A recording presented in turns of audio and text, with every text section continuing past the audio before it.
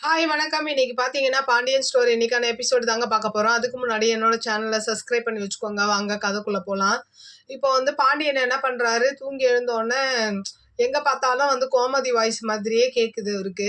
அப்படியே ஒரு மாரி கஷ்டப்பட்டு என்ன பண்றாரு, குளிச்சுட்டு வந்து பூஜை ரூம்ல வந்து விளக்கேத்துறாரு. அப்போ அது வந்து இவர் வந்து பார்க்குறாரு. சரவணன் வந்து பார்த்துட்டு, "என்னப்பா ஆச்சு?" அப்படின்னும்போது, "ஒண்ணும் இல்லடா" அப்படின்னு சொல்லிட்டு சாமி கும்பிட்டு என்ன பண்றாரு, வெளியில வரும்போது, அப்போ மீனாவும், கதிரும் வராங்க. அப்புறம் இவரு கேட்குறாரு சரவணன், "என்ன நீங்க 2 பேரும் வந்துட்டீங்க. அம்மா கூட யாரும் இல்லையான்னும்போது, "இல்ல செந்திலும் அரசியும் இருக்காங்க" அப்படின்னு சொன்னதுக்கப்புறம், மீனாக்கு ஒரு ஃபோன் வரும். ஃபோன் வந்ததுக்கப்புறம் அதில வந்து கோமதி கண்ண விழிச்சுட்டாங்க அப்படின்ற மாரி சொன்னதுக்கப்புறம், இவரு ரொம்ப சந்தோஷமாயிடுவாரு பாண்டியன். "நான் கும்பிட்ட சாமி என்ன கைவிடல. நான் போய் உடனடியா போய் பார்க்குறேன் ஹாஸ்பிட்டல்லன்னு" சொல்லிட்டு அவர் என்ன பண்றாரு, ஹாஸ்பிட்டல் கிளம்பி போனா, செந்தில் இருக்காரு. செந்திலையும் தள்ளி விட்டுட்டு உள்ள போவாரு. உள்ள போனா இவங்க கோமதி படுத்து தூங்கிட்டு இருப்பாங்க. என்ன கண்ணு விழிச்சுட்டாங்கன்னா, தூங்கிட்டு இருக்காங்கன்ற மாதிரி அரசிய கேட்பாரு. அரசி இப்பதான்ப்பா கண்ணு விழிச்சாங்க அப்படின்னோனே, கதிர் வந்து அழுவான் அவங்க கோமதி கைய பிடிச்சுக்கிட்டு, அம்மா அம்மான்ட்டு. அப்புறம் கண்ண திறந்து பார்த்துட்டு, எனக்கு ஒண்ணும் இல்லடா அப்படின்னு சொல்லும்போது, பாண்டியனும் வந்து அப்படியே தலைய தடவி குடுத்து கைய பிடிச்சு பேசுறாரு. பேசுனதுக்கு அப்புறம் கோமதி இப்படியே பார்க்குறாங்க. அப்புறம் என்ன ஆகுதுன்னா, அப்ப இவன் செந்தில் சொல்றான், "இவர் பார்க்கதாம்மா ஸ்ட்ராங்கா இருக்காரு. ஆனா அப்படி குழந்தை மாரி அப்படியே அழுகுறாரு" அப்படின்னு அண்ணன் சொன்னான் அப்படின்ற மாரி சொல்லும்போது, அப்ப அரசி சொல்றாங்க, "நீயும் தானே நான் அழுத ஆட்டோல வரும்போது" அப்படின்னும்போது, அப்போ செந்தில் சொல்றாரு, "அம்மா இல்லம்மா. அதனால எனக்கு அழுகை வந்துச்சு. அம்மானா யாருக்கு தான் அழுகை வராதுன்ற" மாதிரி செந்தில் சொல்வாரு.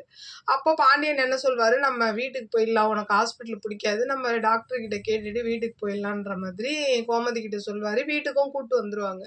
எல்லாரும் ஒட்டுமொத்தமா இருக்கும்போது, அப்போ காந்திமதி வந்து, "இந்த மாரி ஆயிடுச்சே, வீட்ல இல்லாதபோது நீ ஏன் போய் புளி எடுக்குற, அது எடுக்குறேன்லாம் போன?"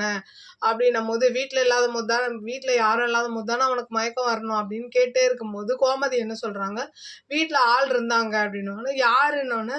"இவர் தான் வீட்ல இருந்தாரு. அப்பதான் நான் விழுந்தேன்.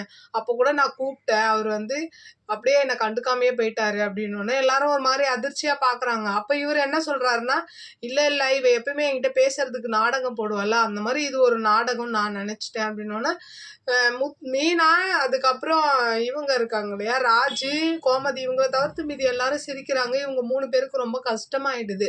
அப்ப என்ன சொல்றாருன்னா, "நீ அதுல ஏதோ ஒரு நாடகம் போடுறன்னு தான் நான் நெனச்சேன்ற" மாரி பாண்டியன் வந்து பழைய அந்த ஒரு இதுவோடவே பேசுவாரு. பேசிட்டு என்ன பண்றாருன்னா, "இனிமேல் அப்படிலாம் பண்ணாத. உன் இஷ்டம் போல நீ இரு" அப்படின்ற மாரி சொல்லிட்டு அப்படியே அவரு எழுந்து போறாரு. அப்படியே இன்னைக்கான எபிசோடு முடியுது.